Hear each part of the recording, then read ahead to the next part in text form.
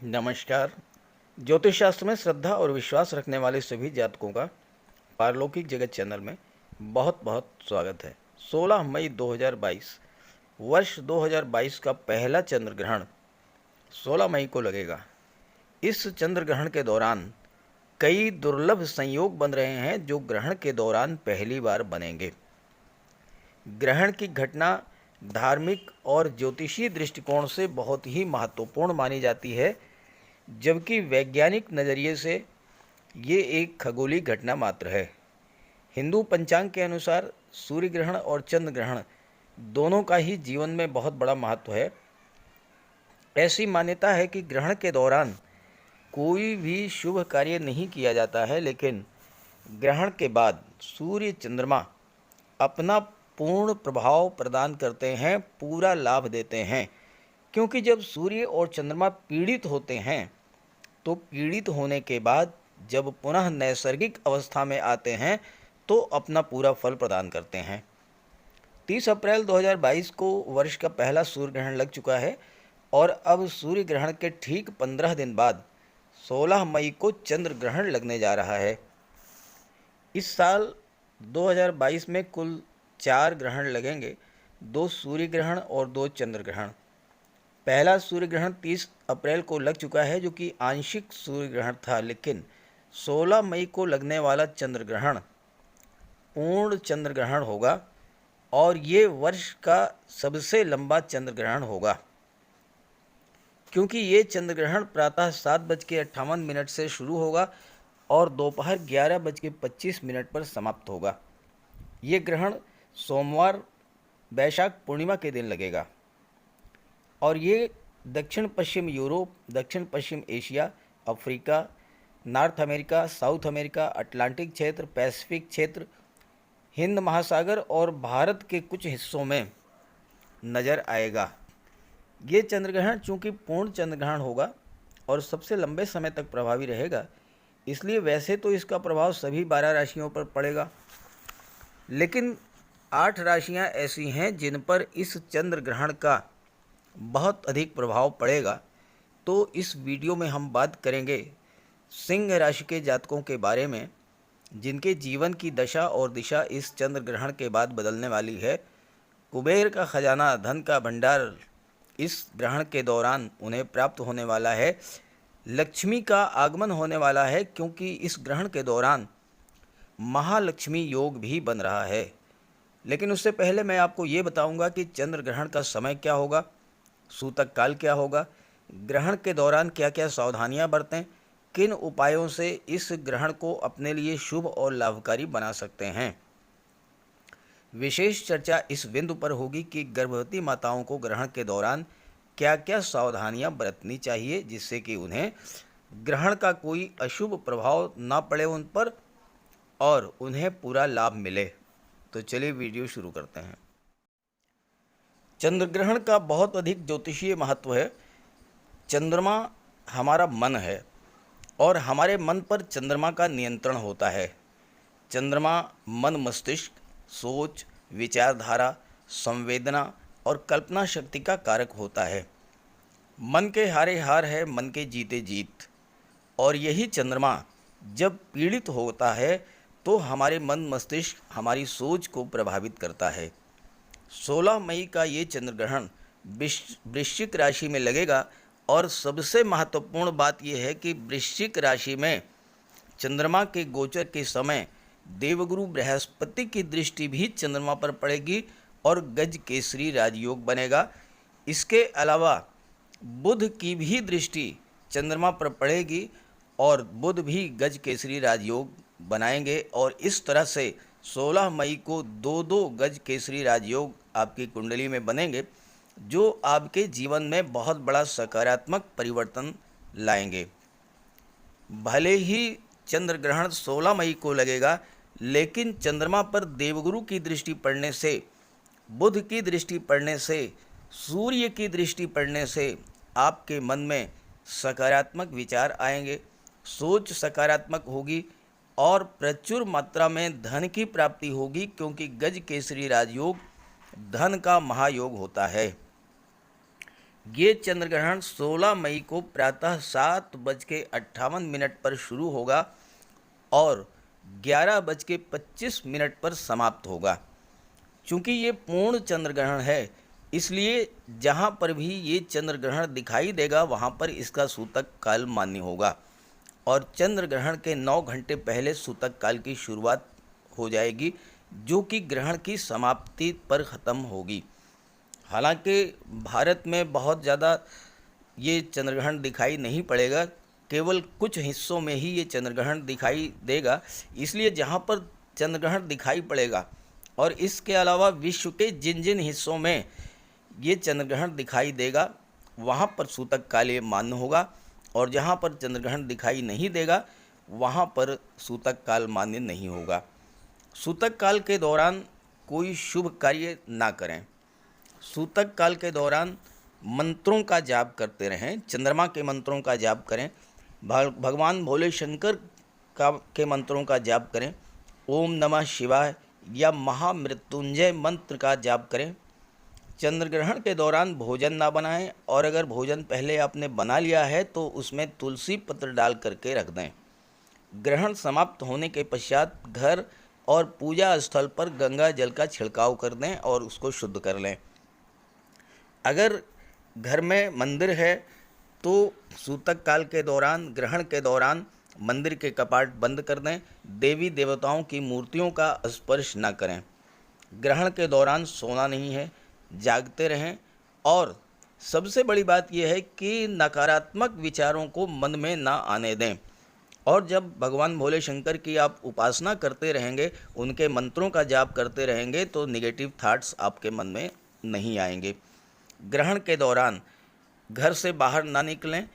अगर किसी आवश्यक कार्य हेतु घर से बाहर निकलना ही है तो आप अपने पास तुलसी के पत्ते लेकर के चलें और ग्रहण के पश्चात स्नान करके तब भोजन ग्रहण करें। बात करते हैं गर्भवती माताओं के बारे में। तो गर्भवती माताएं ग्रहण के दौरान भोजन ना करें।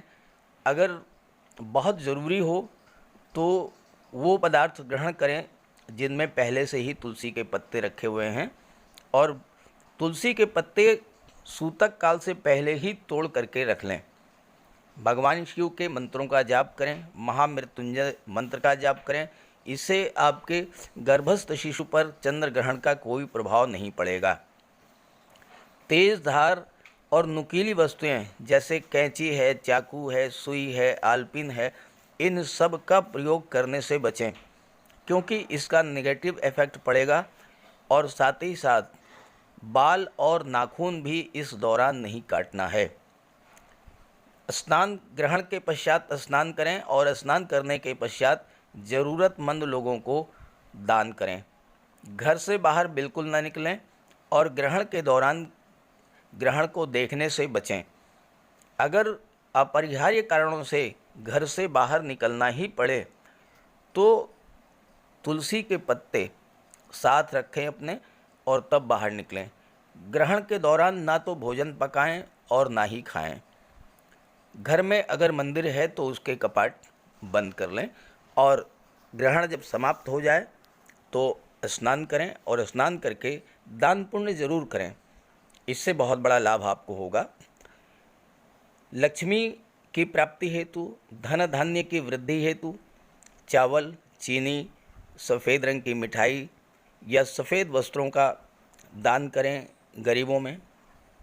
नौकरी में तरक्की चाहते हैं तो तिल या तिल से बने सामान दान करें। इससे नौकरी में आ रही बाधाएं दूर होंगी। शिव जी के मंदिर में जाकर के सफ़ेद पुष्प अर्पित करें। और अगर संतान प्राप्ति के लिए दान करना चाहते हैं तो दूध, खिलौने या वस्त्रों का दान करें। ये सब दान अगर आप करते हैं तो इससे आपको बहुत बड़ा लाभ होगा। और चंद्र ग्रहण के दौरान आप सावधानी बरतें, देखने से बचें चंद्र ग्रहण को। तो चंद्र ग्रहण के सभी लाभ आपको प्राप्त होंगे। अब आइए राशियों के आधार पर विश्लेषण करते हैं चंद्र ग्रहण के प्रभाव के बारे में। तो ये है सिंह राशि के जातकों की कुंडली। अब देखिए कि 16 मई 2022 को ग्रहों का कितना अद्भुत संयोजन बन रहा है। ऐसे ग्रह जो एक जैसा स्वभाव रखते हैं, लगभग एक जैसा प्रभाव डालते हैं, उन ग्रहों की युति बन रही है। सूर्य और बुध कुंडली के दशम भाव में युति बनाकर गोचर कर रहे हैं। सूर्य दशम भाव में दिग्बली होते हैं और बुध के साथ बुधादित्य राजयोग बनाते हैं, जो कि सरकारी नौकरी के लिए बहुत बड़ा कारक बनता है। मंगल और शनि, शनि क्या है? परिश्रम है। मंगल साहस और पराक्रम है, ऊर्जा के कारक हैं। और शनि और मंगल दोनों एक सप्तम भाव में युति बनाकर गोचर कर रहे हैं। शुक्र और गुरु जो कि धन के कारक हैं, दोनों ही ग्रह धन के कारक हैं, संतान के कारक हैं, विवाह के कारक हैं। और शुक्र उच्च के हैं मीन राशि में, गुरु अपनी ही राशि में हैं और दोनों युति बना करके अष्टम भाव में गोचर कर रहे हैं। चंद्रमा चतुर्थ भाव में है, सुख भाव में, और चंद्रमा पर सीधे सूर्य और बुध की दृष्टि पड़ रही है। अष्टम भाव में गोचर कर रहे देवगुरु की भी दृष्टि चंद्रमा पर पड़ रही है। तो ये ग्रह स्थितियां हैं। आइए अब इसी का विश्लेषण करते हैं बिंदुवार। किसी भी कुंडली का विश्लेषण करते समय सबसे पहले लग्न भाव को देखा जाता है, लग्न के स्वामी को देखा जाता है, भाग्य भाव को देखा जाता है और भाग्य भाव के स्वामी को देखा जाता है।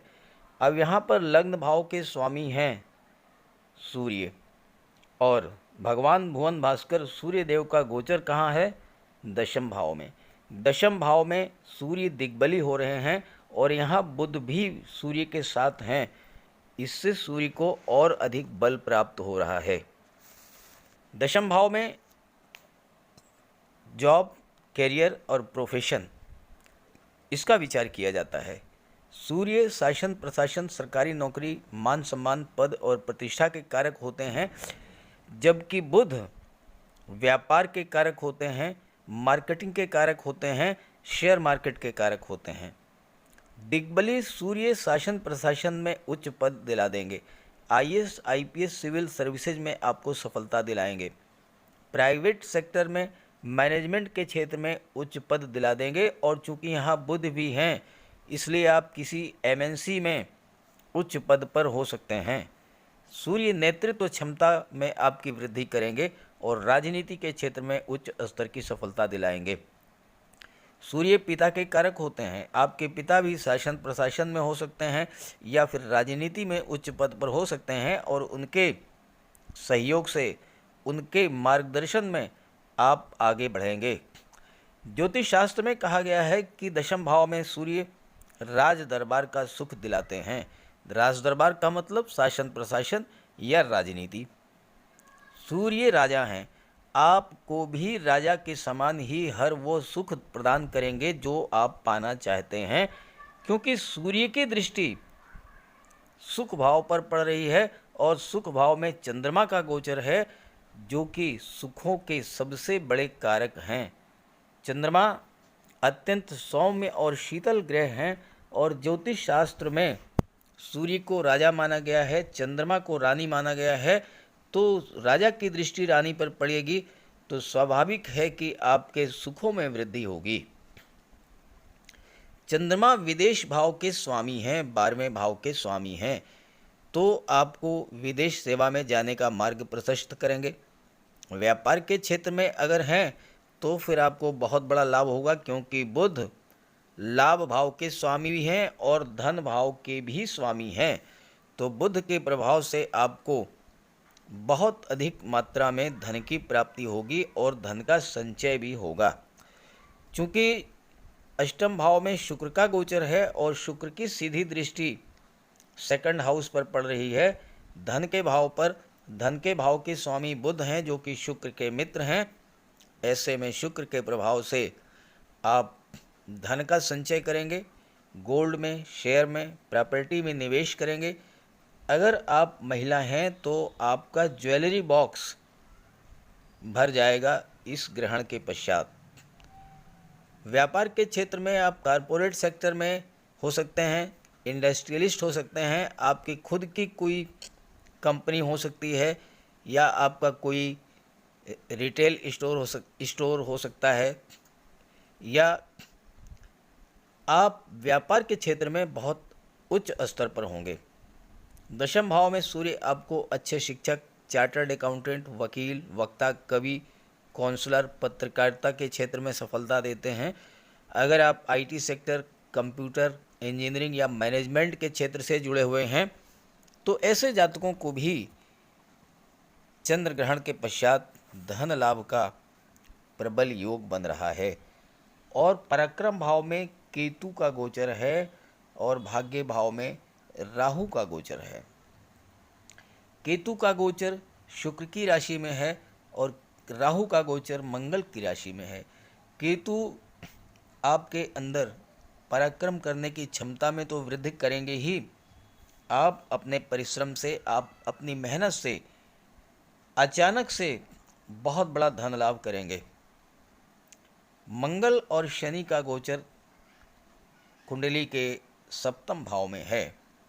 यहाँ पर आपको थोड़ा सा सावधानी बरतनी होगी, क्योंकि मंगल के प्रभाव से आपके अंदर क्रोध की भावना जागृत होगी, आपके अंदर अहंकार भी हो सकता है, तो इससे आपका जो दाम्पत्य जीवन है वह प्रभावित होगा, इससे आपको बचना होगा। हालांकि मंगल की दृष्टि आपके लग्न पर पड़ रही है, तो अगर आप सैन्य क्षेत्र में हैं, चिकित्सा जगत से जुड़े हुए हैं, गेम्स और स्पोर्ट्स से रिलेटेड हैं, या फिर आप पुलिस विभाग में हैं, आर्मी में हैं, या टेक्निकल फील्ड में हैं, इंजीनियरिंग के फील्ड में हैं, फायर रिलेटेड वर्क करते हैं, तो आपको इन क्षेत्रों से बहुत बड़ा लाभ प्राप्त होगा। और शनि सप्तम भाव में दिग्बली होते हैं, दो ग्रह दिग्बली हो रहे हैं। शनि सप्तम भाव में, सूर्य दशम भाव में। सूर्य के बारे में बात हो गई, आइए शनि के बारे में बात कर लेते हैं। 16 मई के बाद आपके जीवन को सर्वाधिक प्रभावित करेंगे सूर्य और शनिदेव। सूर्य लग्न भाव दशम भाव में दिग्बली हैं, शनि सप्तम भाव में दिग्बली हैं। सप्तम भाव तुला राशि का घर होता है। तुला राशि क्या है? न्याय है, व्यापार है, संतुलन है। शनि न्याय के देवता हैं, धन के कारक हैं, कानून और न्याय व्यवस्था के कारक हैं, राजनीति और व्यापार के कारक हैं। और तुला राशि के स्वामी कौन हैं? शुक्र हैं। शुक्र धन, वैभव, ऐश्वर्य के कारक हैं और शनि और शुक्र बहुत ही गहरे मित्र हैं। शनि का शुक्र की राशि में दिग्बली होना आपके जीवन में धन, वैभव, ऐश्वर्य और सुखों की वृद्धि करेगा। शनि आपके परिश्रम की क्षमता, तर्क शक्ति, दूरदृष्टि को बढ़ा देंगे। मंगल आपके अंदर कार्य करने की असीम ऊर्जा उपलब्ध कराएंगे और व्यापार के क्षेत्र में आप एक दो नहीं कई वर्षों की लॉन्ग टर्म प्लानिंग के साथ कार्य शुरू करेंगे और व्यापार को बहुत बड़ी ऊंचाइयों पर ले जाएंगे। और यहाँ पर आप देखिएगा कि पराक्रम भाव में केतु का गोचर है और केतु की पंचम दृष्टि सप्तम भाव व्यापार के भाव पर पड़ रही है। और केतु का अर्थ ही होता है बुलंदी या ऊंचाई, तो आप अपने व्यापार को बहुत ऊंचाइयों पर ले जाएंगे। दुनिया के बड़े बड़े industrialist, business tycoon, petrol companies के मालिक, हैवी व्हीकल्स बनाने वाली companies, steel companies, two wheeler या फोर व्हीलर बनाने वाली कंपनीज के मालिक, बड़ी फार्मा कंपनीज के मालिक, ये सब दिग्बली शनि की देन है। दिग्बली शनि आपको जीरो से हीरो बना देंगे। ज़ीरो लेवल से शुरू करके आप टॉप क्लास बिजनेसमैन बनेंगे। और शनि दशम भाव और एकादश भाव के कारक होते हैं, यानी कर्म भाव और लाभ भाव के कारक। तो पहले कर्म कराते हैं, फिर लाभ देते हैं, और लाभ भी पूरा छप्पर फाड़ के देंगे। और अचानक से बहुत बड़ा लाभ होगा, क्योंकि केतु की दृष्टि शनि पर पड़ रही है। ज्योतिष शास्त्र का कहना है कि दिग्बली शनि का जातक सैकड़ों हजारों लोगों को भोजन देने वाला होता है। अर्थात आपका व्यापार इस लेवल का होगा जिसमें आप सैकड़ों लोगों को रोजगार दे सकेंगे। पॉलिटिक्स के क्षेत्र में भी आपको टॉप पर पहुंचा देंगे। पहले परिश्रम कराएंगे, लेकिन धीरे धीरे टॉप पर ले जाएंगे। पूर्व प्रधानमंत्री श्री अटल बिहारी वाजपेयी जी की कुंडली में भी 12वें भाव में शनि उच्च के थे और आप देखिए कि पहले उन्होंने विदेश मंत्रालय को संभाला और फिर प्रधानमंत्री बने। तो इस तरह से शनि और शुक्र सूर्य आपके जीवन में बहुत बड़ा रोल प्ले करेंगे। जहाँ तक शुक्र की बात है, शुक्र आपको प्रचुर मात्रा में धन उपलब्ध कराएंगे। देवगुरु की दृष्टि भी सेकंड हाउस पर पड़ रही है, तो यहाँ से भी आपको धन का लाभ होगा। और देवगुरु की दृष्टि चंद्रमा पर पड़ रही है, तो आपको हर तरह का भौतिक सुख उपलब्ध करा देंगे।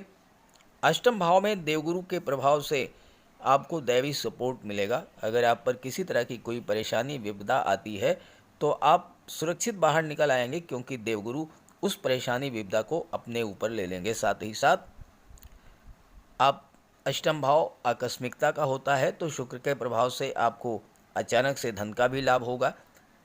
इंश्योरेंस के क्षेत्र से, मार्केटिंग के क्षेत्र से, ससुराल पक्ष से आपको धन का लाभ हो सकेगा। तो इस तरह से सिंह राशि के जातकों के लिए चंद्र ग्रहण के बाद स्थितियां बहुत ही लाभप्रद बनने जा रही हैं। अब इसका लाभ उठाएं और चंद्र ग्रहण पर चंद्रमा का उपाय करें, भगवान भोले शंकर की उपासना करें, महामृत्युंजय मंत्र का जाप करें। अगर आप ये सब करेंगे तो आपको बहुत बड़ा लाभ मिलने वाला है। नमस्कार।